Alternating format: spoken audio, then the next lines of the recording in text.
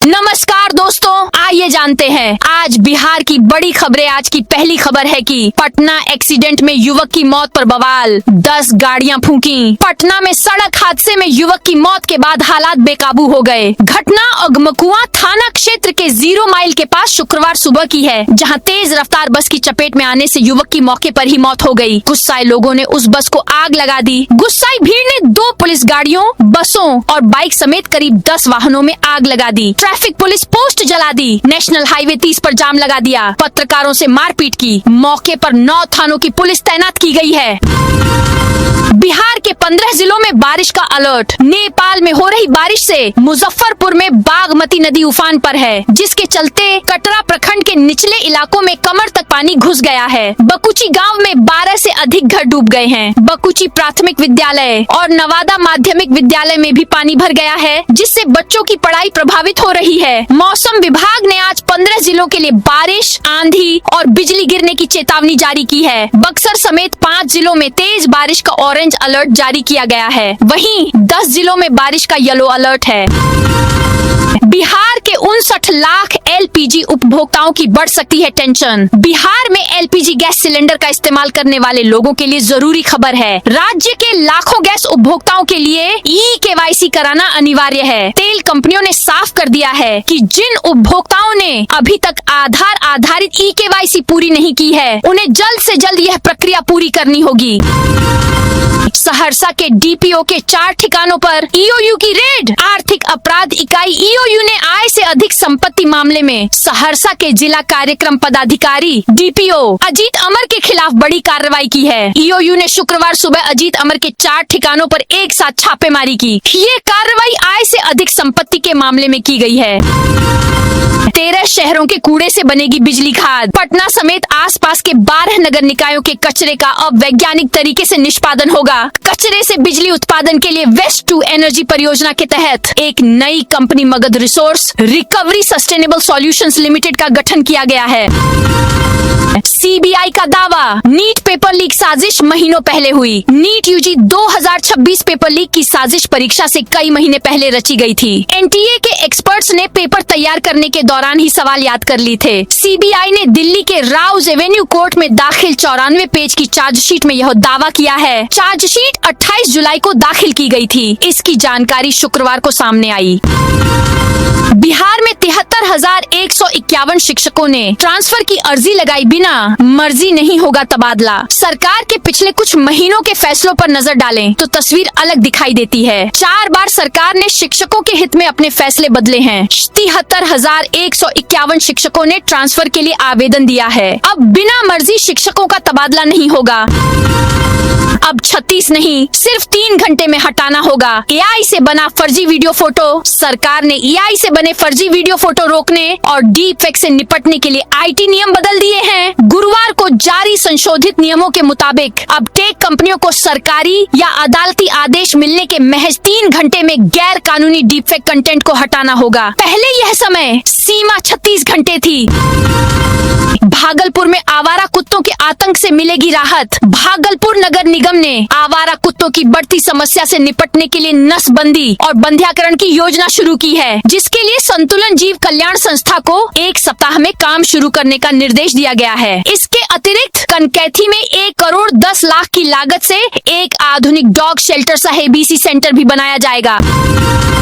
पंचायती राज मंत्री दीपक प्रकाश ने बिहार विधान परिषद के सदस्य के रूप में पद और गोपनीयता की शपथ ली। विधान परिषद के सभापति अवधेश नारायण सिंह ने उन्हें शपथ दिलाई। शपथ ग्रहण समारोह में उपेंद्र कुशवाहा, आरएलएम के प्रदेश अध्यक्ष आलोक सिंह, विधायक दल के नेता माधव आनंद, राष्ट्रीय उपाध्यक्ष रमेश्वर महतो समेत पार्टी के अन्य नेता मौजूद रहे।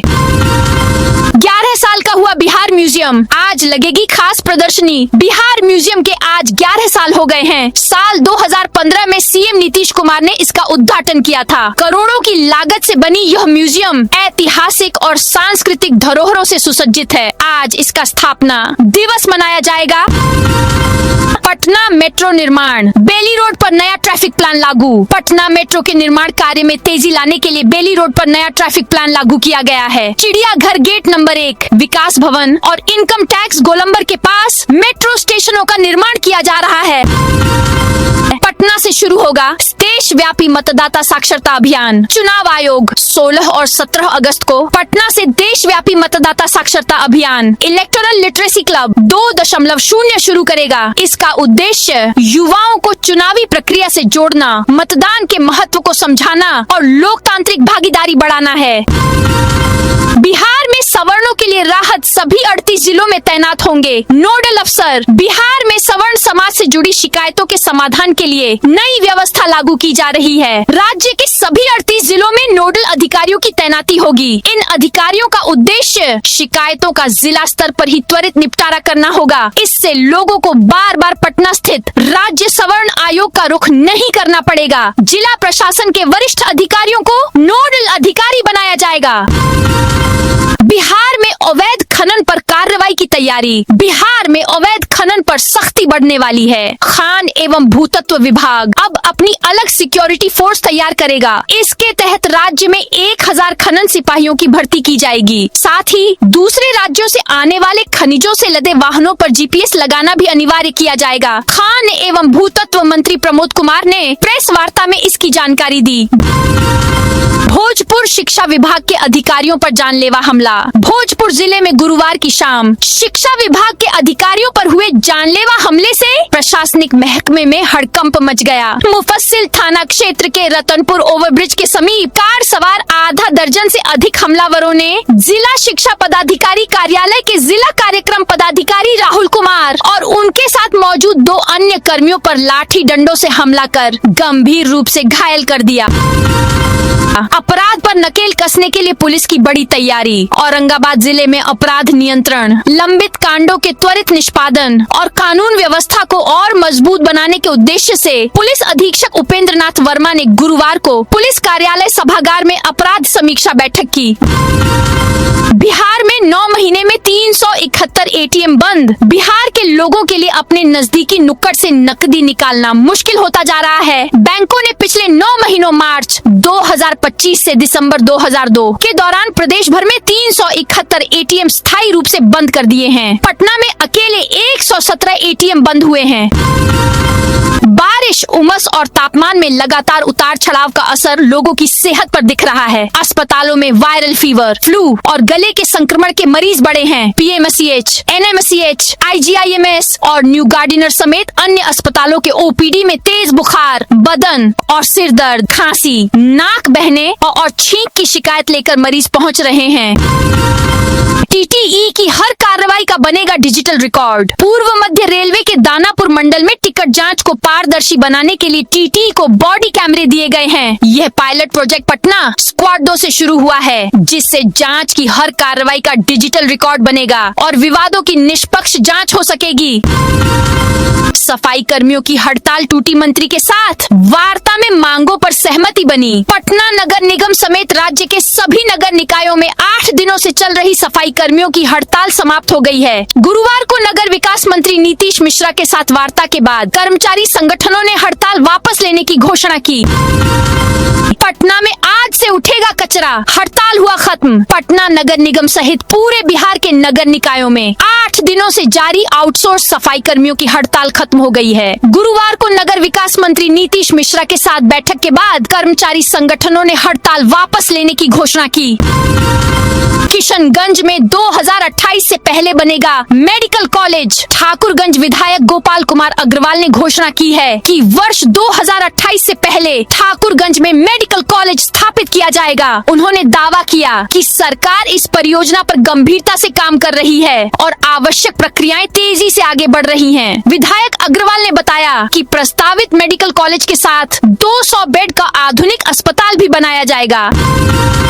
सीवान में 81 सफाई कर्मियों की सेवा समाप्ति आदेश रद्द। सीवान नगर परिषद में इन दिनों प्रशासनिक निर्णय और जनप्रतिनिधियों की भूमिका को लेकर बड़ा सवाल खड़ा हो गया है। सफाई कर्मियों की 7 दिनों से जारी अनिश्चितकालीन हड़ताल के बीच नगर कार्यपालक पदाधिकारी नीलम गुप्ता द्वारा दैनिक पारिश्रमिक पर कार्यरत 81 सफाई कर्मियों और कुलियों की सेवा समाप्त करने का आदेश जारी किया गया। जहानाबाद पुलिस केंद्र में साप्ताहिक परेड। जहानाबाद पुलिस केंद्र में शुक्रवार को साप्ताहिक परेड का आयोजन किया गया। पुलिस अधीक्षक कोटा किरण कुमार के निर्देश पर आयोजित इस परेड का उद्देश्य पुलिस बल को शारीरिक और मानसिक रूप से सुदृढ़ बनाना था। इसमें पुलिस जवानों ने अनुशासन, समर्पण और उत्कृष्ट तालमेल का प्रदर्शन किया, जिसका लक्ष्य उनकी कार्य क्षमता बढ़ाना और उन्हें हर परिस्थिति के लिए तैयार रखना है। सहरसा डीपीओ अजीत अमर के 4 ठिकानों पर रेड। बिहार पुलिस मुख्यालय की आर्थिक अपराध इकाई ने सहरसा के डीपीओ अजीत अमर के खिलाफ कार्रवाई की है। शुक्रवार सुबह ईओयू की अलग अलग टीमों ने डीपीओ के 4 ठिकानों पर एक साथ छापेमारी शुरू की। यह कार्रवाई आय से अधिक संपत्ति अर्जित करने के मामले में की जा रही है, जिसमें 62 लाख रुपए से अधिक की अघोषित संपत्ति का खुलासा हुआ है। दिल्ली से बिहार के इन 6 शहरों के लिए चलेंगी एसी लग्जरी बसें। हर साल छठ पूजा के मौके पर दिल्ली से बिहार आने वाली ट्रेनों में भीड़ भाड़, प्लेटफॉर्म पर धक्का मुक्की, वेटिंग लिस्ट समेत कुछ ऐसा ही नजारा देखने के लिए मिलता है। लेकिन इस बार सरकार ने पहले ही तैयारी शुरू कर दी है। पर्व त्योहार के मौके पर बिहार आने वाले लोगों के लिए अच्छी खबर है। अगर ट्रेन में टिकट नहीं भी मिलता है तो आसानी से दिल्ली से बिहार आ सकेंगे।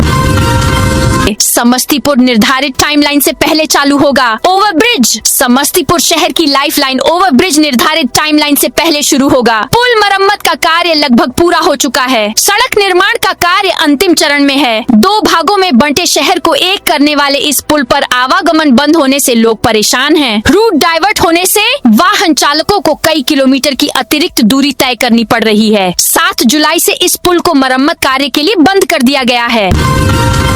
अवैध खनन पर कसेगा शिकंजा खान एवं भूतत्व विभाग की अलग फोर्स बनेगी। बिहार में अवैध खनन पर नकेल कसने के लिए खान एवं भूतत्व विभाग अब अपनी सुरक्षा फोर्स बनाएगा। उत्पाद एवं मद्य निषेध विभाग की तर्ज पर राज्य में 1000 खनन सिपाहियों की भर्ती होगी। इसके लिए भर्ती एजेंसी को जल्द ही प्रस्ताव भेजा जाएगा। नालंदा में सार्वजनिक स्थलों की दीवारों पर होगी कलाकारी। नालंदा जिला प्रशासन 80वें स्वतंत्रता दिवस पर अभियान चलाने जा रहा है, जिसमें सार्वजनिक स्थलों को खूबसूरत बनाया जाएगा और देशभक्ति के रंग में रंगने के लिए पेंट नालंदा अभियान का आयोजन किया जा रहा है। इसके तहत शहर की खाली दीवारों का इस्तेमाल कैनवास के रूप में किया जाएगा। मुजफ्फरपुर में 30 करोड़ की लागत से सुधरेंगी 3 प्रमुख सड़कें। मुजफ्फरपुर जिला के रामदयालु नगर हाजीपुर रोड पर होटल अतिथि के सामने से निकलने वाली शहीद प्रमोद द्वार की जर्जर और संकीर्ण सड़क के दिन अब बहुरने वाले हैं। पथ निर्माण विभाग ने इस सड़क सहित शहर की 3 प्रमुख सड़कों के चौड़ीकरण और नए सिरे से निर्माण के लिए 30 करोड़ रुपए से अधिक का संयुक्त टेंडर जारी कर दिया है। टेंडर जमा करने की अंतिम तिथि 24 अगस्त तय की गई है। झारखंड सरकार बोली, बातचीत सिर्फ छात्रों से होगी। झारखंड में 14वीं जेपीएससी रद्द करने की मांग को लेकर छात्र 14 दिनों से धरने पर हैं। बीते 3 दिनों से सरकार और छात्रों में बातचीत के लिए कोशिश हो रही है। अब सरकार का दावा है कि इस आंदोलन के पीछे बीजेपी और कोचिंग माफिया हैं। झारखंड सरकार में मंत्री सुदीव्य कुमार ने छात्र आंदोलन के प्रतिनिधिमंडल में पूर्व महाधिवक्ता के शामिल होने पर आपत्ति जताई। उन्होंने कहा कि सरकार छात्रों के हितों से कोई समझौता नहीं करेगी। हमारी छात्रों से अपील है कि वे अपने आंदोलन को राजनीतिक हस्तक्षेप से दूर रखें। लोकल से ग्लोबल होगा बिहार का मखाना। बिहार सरकार ने मखाना को अंतर्राष्ट्रीय गुणवत्ता के अनुरूप तैयार करने के लिए आधुनिक पॉपिंग सेंटर स्थापित करने का निर्णय लिया है। इससे किसानों को बेहतर मूल्य मिलेगा और बिहार के मखाना की वैश्विक बाजार में मांग व पहचान बढ़ेगी। यूपीआई पर शुल्क लगाने की चर्चा से भड़के सिल्क सिटी के व्यापारी। केंद्र सरकार द्वारा यूनिफाइड पेमेंट इंटरफेस यूपीआई लेन देन पर शुल्क या कर लगाने की चर्चाओं के बीच सिल्क सिटी भागलपुर के व्यापारियों और उद्यमियों की चिंताएं बढ़ गई हैं। डिजिटल भुगतान पर आर्थिक बोझ डालने के संभावित प्रस्ताव के विरोध में व्यापारिक संगठन एकजुट हो गए हैं। उत्तराखंड में बद्रीनाथ गंगोत्री हाईवे बंद। दिल्ली एनसीआर में शुक्रवार को तेज बारिश हो रही है। कई इलाकों में सड़कों पर पानी भर गया है, जिससे जाम लग गया है। नोएडा के सेक्टर 95 में एक एम्बुलेंस पानी में फंस गई। गुरुवार को द्वारका सेक्टर 25 में तेज बारिश के दौरान एक युवक खुले नाले में गिरकर तेज बहाव में बह गया। 7 घंटे तक रेस्क्यू अभियान के बावजूद युवक नहीं मिला। असम बाढ़ पीड़ितों के 500 घर बनवाएंगे सलमान खान। बॉलीवुड एक्टर सलमान खान ने बाढ़ प्रभावित परिवारों के पुनर्वास के लिए एनजीओ ग्लोबल 6 के साथ हाथ मिलाया है। रिपोर्ट के मुताबिक सलमान ने बाढ़ से बेघर हुए लोगों के लिए 500 सेमी परमानेंट घर बनवाने का फैसला लिया है। रणदीप हुड्डा पहले ही राहत कार्य में जुटे हैं, जिसके बाद अब एक्ट्रेस भूमि पेडनेकर भी जरूरत का सामान लेकर प्रभावित इलाकों में पहुंची है। तेजस्वी के फैसले का भाई वीरेंद्र ने किया स्वागत, बोले नए सिरे से मजबूत होगी आरजेडी। बांकीपुर उपचुनाव में हार के बाद राजद ने अपनी सभी संगठनात्मक इकाइयों को भंग कर दिया है। प्रदेश अध्यक्ष मंगनी लाल मंडल ने आदेश जारी किया, जिसके बाद जल्द ही नई समितियों का पुनर्गठन होगा। क्या मार्च 2027 में होगी निशांत कुमार की शादी? सवाल सुनते ही शर्मा गए बिहार के स्वास्थ्य मंत्री निशांत कुमार की शादी को लेकर राजनीतिक गलियारों से लेकर आम लोगों के बीच चर्चाएं तेज हो गई हैं। हाल ही में IGIMS में एक कार्यक्रम के दौरान उनसे शादी के बारे में पूछा गया, जिस पर उन्होंने मुस्कुराकर प्रतिक्रिया दी। शाहकुंड के किशनपुर अमखोरिया में हटाया गया अतिक्रमण। प्रखंड के किशनपुर अमखोरिया में गुरुवार को सीओ द्वारा अतिक्रमण हटाया गया। हालांकि जिनका अतिक्रमण हटाया गया उनकी पत्नी सारिका सुमन का कहना है कि वे और उनके पति बाहर गए थे, घर में बच्चे थे। अतिक्रमण हटाने के दौरान उनका गेट तोड़ दिया गया है। वे इसके मुआवजे की मांग करती है। वाराणसी कोलकाता एक्सप्रेसवे को लेकर गडकरी से मिले मांझी। केंद्रीय मंत्री जीतन राम मांझी ने गया जी को मिली नई सड़क परियोजनाओं पर खुशी जताते हुए क्षेत्र की जनता को बधाई दी है। उन्होंने कहा कि हमारा संकल्प है कि गया जी के साथ साथ पूरे बिहार का समग्र विकास किया जाए। एनडीए की बैठक से दूरी बनाने वाले टीएमसी के 3 सांसद अमित शाह से मिले। भारतीय जनता पार्टी भाजपा नीत राष्ट्रीय जनतांत्रिक गठबंधन की अहम बैठक से दूरी बनाने वाले 3 अल्पसंख्यक सांसद जो तृणमूल कांग्रेस छोड़कर एनसीपीआई में शामिल हुए थे, ने केंद्रीय गृह मंत्री अमित शाह से मुलाकात की। प्रधानमंत्री नरेंद्र मोदी के आवास पर शुक्रवार को ब्रेकफास्ट यानी नाश्ता से पहले इस मुलाकात की वजह साफ नहीं हो पाई है। ममता बनर्जी का साथ छोड़कर काकोली घोष दस्तीदार गुट में शामिल होने वाले इन सांसदों ने अमित शाह से क्या बात की, यह भी साफ नहीं हुआ है। शुभेंदु सरकार ने पश्चिम बंगाल आवास योजना का नाम बदला। पश्चिम बंगाल के मुख्यमंत्री शुभेंदु अधिकारी ने बृहस्पतिवार को घोषणा की कि राज्य मंत्रिमंडल ने आवास योजना बांग्लार बाड़ी का नाम बदलकर पश्चिम बंग आवास योजना कर दिया है। बृहस्पतिवार को 10 लाख से अधिक लाभार्थियों को वित्तीय सहायता की अंतिम किस्त जारी कर दी गई। राज्य सचिवालय नबार्ड में योजना के तहत राशि की दूसरी और अंतिम किस्त जारी करते हुए शुभेंदु अधिकारी ने कहा कि 1,02,379 लाभार्थियों को 60 हजार रुपए मिले हैं। फेसबुक इंस्टाग्राम से युवाओं की मेंटल हेल्थ बिगड़ी। अमेरिकी राज्य न्यू मैक्सिको की अदालत ने गुरुवार को इंस्टाग्राम फेसबुक की पेरेंट कंपनी मेटा पर $942 मिलियन यानी 9,030 करोड़ रुपए का जुर्माना लगाया। कोर्ट ने कहा कि प्लेटफॉर्म से युवाओं की मेंटल हेल्थ को नुकसान पहुंचा। जुर्माने की रकम में से $420 मिलियन यानी 3,993 करोड़ रुपए युवाओं के इलाज पर खर्च होंगे। बाकी की रकम अगले 5 साल में अवेयरनेस, प्रिवेंशन, स्क्रीनिंग सर्विस पर खर्च की जाएगी। अमेरिका परमाणु नीति बदल रहा। रूस चीन से जंग हुई तो छोटे एटम बम इस्तेमाल होंगे। अमेरिका चीन और रूस से बढ़ते तनाव को देखते हुए अपनी परमाणु नीति बदलने की तैयारी कर रहा है। एनबीसी न्यूज के मुताबिक पेंटागन ऐसी रणनीति बना रहा है जिसमें बड़े परमाणु हथियारों के साथ छोटे एटम बम टैक्टिकल न्यूक्लियर हथियार भी इस्तेमाल का विकल्प होंगे। जरूरत पड़ने पर इनका इस्तेमाल दुश्मन के सैन्य ठिकानों या सीमित युद्ध में किया जा सकेगा। ये थी आज बिहार की बड़ी खबरें। आपने अभी तक इस वीडियो को लाइक नहीं किया तो फटाफट से कर दीजिए।